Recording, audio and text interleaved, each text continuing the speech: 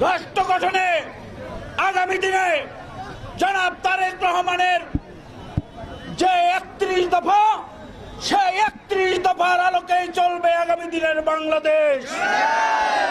আর তারেক রহমান হবে দেশের নির্যাতিত মানুষের প্রতিনিধি। বন্ধুরা আমার, আগামী দিনে আমরা ধানের শীষের পক্ষে আওয়াজ তুলে সকল ষড়যন্ত্রকে বিলীন করে দেব। বন্ধুরা, এই সকল সহযোদ্ধাদের অনুরোধ করব, আগামী দিনের রাষ্ট্র গঠনে জনাব তারেক রহমানের স্বপ্ন পূরণে আমরা সবাই যুবদল ঐক্যবদ্ধ থাকবো। বন্ধুরা আমার, এই তারেক রহমানের নামের সাথে ধানের শীষ সারা বাংলাদেশে একযোগে হবে। ধানের শীষ, কোনো প্রতিবন্ধিতা থাকবে না, কোনো প্রতিবন্ধকতা থাকবে না।